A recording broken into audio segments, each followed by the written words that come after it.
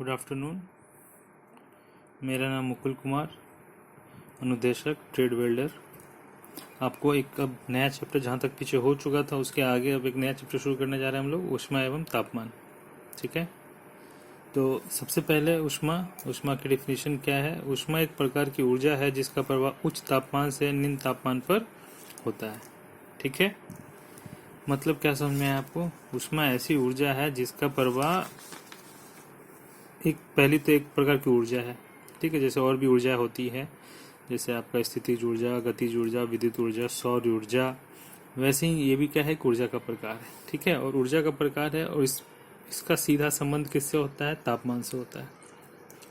इसका प्रवाह कब होगा, जब तापमान अलग अलग हो, यानी एक ज़्यादा एक का तापमान ज़्यादा एक का कम है, तो तभी इसका प्रवाह होगा। कहाँ से कहाँ होता है, उच्च तापमान से निम्न तापमान पे होता है। ठीक, अच्छा, अब अगर पूछा जाए कि कोई वस्तु है, दोनों का तापमान एक है। ठीक, 10 डिग्री सेल्सियस है, दूसरे का भी 10 डिग्री सेल्सियस है, 50 है, दूसरे का 50 है, कुछ जो भी है, दोनों का एक ही तापमान है। तब क्या ऊष्मा प्रवाहित होगी? तो क्या उसका उत्तर क्या होगा, नहीं, प्रभावित नहीं होगी, क्योंकि ऊष्मा के प्रवाह के लिए तापमान में अंतर होना जरूरी है।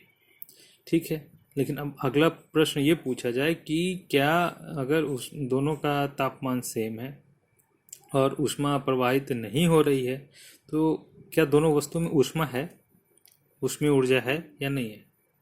जैसे दो वस्तु है, ठीक है, दोनों का तापमान, इसका अगर मान लेते हैं 10 डिग्री सेल्सियस था, दूसरे का भी 10 डिग्री सेल्सियस था, चूंकि तापमान सेम है, एक ही है, तो दोनों में ऊष्मा प्रवाहित नहीं हो रहा है। तो अगर ऊष्मा प्रवाहित नहीं हो रहा है यानी ऊष्मा है या नहीं है, क्या कह सकते हैं हम इसमें। तो बिल्कुल दोनों में ऊष्मा है, बिल्कुल है, ऊष्मा बिल्कुल है, लेकिन क्या है, तापमान में अंतर नहीं होने के कारण से ऊष्मा प्रवाहित नहीं हो रहा है। लेकिन अगर इसकी बात करें, इसमें भी कुछ ना कुछ ऊष्मा है, इसकी बात करें तो इसमें कुछ ना कुछ ऊष्मा है।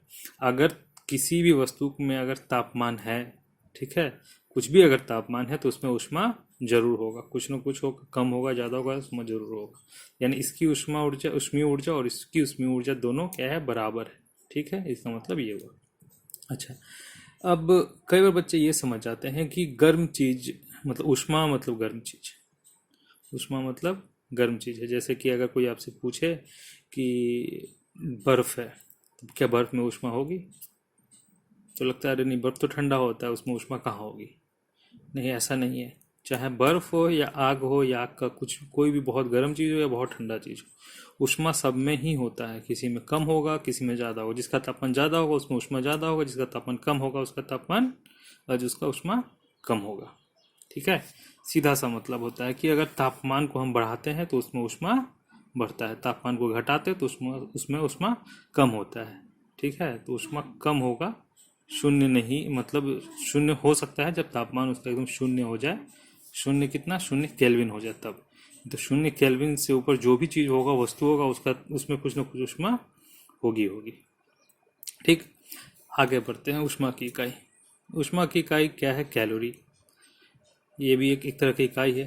अब कैलोरी बहुत ज़्यादा, ऊष्मा जब आता है तो कैलोरी यूज़ बहुत ज़्यादा होता है। और कैलोरी क्या है, अगर हमको समझना हो कि कैलोरी को कैसे डिफाइन किया जाए, तो कैलोरी को कैसे डिफाइन किया जा सकता है, कैसे परिभाषित किया जा सकता है।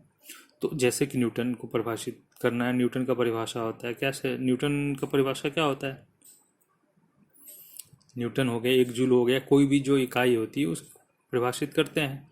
तो वैसे ही कैलोरी का भी एक, कैसे इसको डिफाइन करते हैं, तो देखिए, एक कैलोरी ऊष्मा ऊष्मा की वह मात्रा है जो 1 ग्राम पानी के तापमान को 1 डिग्री सेल्सियस तक परिवर्तित कर दे। ठीक है, क्या कर दे, परिवर्तित कर दो। यह ऊष्मा की एक इकाई, एक कैलोरी ऊष्मा की वह मात्रा है जो 1 ग्राम पानी के तापमान को 1 डिग्री सेल्सियस तक परिवर्तित कर दे, तापमान परिवर्तित कर दे। ठीक है, जैसे अब एक उदाहरण से समझते हैं। अगर 1 केजी पानी है, 1 केजी पानी है, ठीक है, 1 केजी पानी है, 1 केजी पानी का तापमान 10 डिग्री सेल्सियस से उसको कहाँ तक करना है, 20 डिग्री सेल्सियस को परिवर्तित करना है। तो उसको परिवर्तित करने के लिए कितनी कैलोरी ऊष्मा की आवश्यकता होगी, है ना, ये क्वेश्चन है। कैलोरी की कितने, मैंने क्या कहा, ऊष्मा लगता है, मतलब ऊष्मा देते हैं तो तापमान में परिवर्तन आता है। अब ऊष्मा देते हैं तो तापमान, तो ऊष्मा कितना देंगे, है ना। ऊष्मा कितना, ऊष्मा की इकाई क्या है, कैलोरी। अभी आपने देखा तो कितना कैलोरी हमको ऊष्मा देना होगा। ठीक है, हम जानते हैं, अभी मैंने डिफिनेशन क्या बताया, एक कैलोरी का, एक कैलोरी ऊष्मा वह ऊष्मा होती है जिसका 1 ग्राम पानी का अगर 1 ग्राम पानी अगर हम ले ले बर्तन में, उसका तापमान कितना बढ़ाना हो, 1 डिग्री सेल्सियस से बढ़ाना हो, तो कितना कैलोरी खर्च होगा, 1 कैलोरी।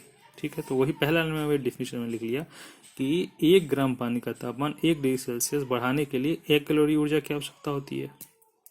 तो इसीलिए क्वेश्चन में कितना दिया हुआ है, 1 kg यानी 1000 ग्राम। तो 1000 ग्राम पानी का तापमान 1 डिग्री सेल्सियस बढ़ाने के लिए कितना लगेगा, 1000 × 1, क्योंकि 1 ग्राम के लिए 1 कैलोरी था, 1000 के लिए 1000 हो गया। ठीक, अब 1000 ग्राम पानी का तापमान हमको बढ़ाना कितना, 1 डिग्री सेल्सियस नहीं बढ़ाना, 10 डिग्री सेल्सियस। तो 10 डिग्री सेल्सियस बढ़ाने के लिए क्या होगा, 1000 × 10, तो टोटल कितना आ जाएगा, 10,000 कैलोरी। और आपको पता है कि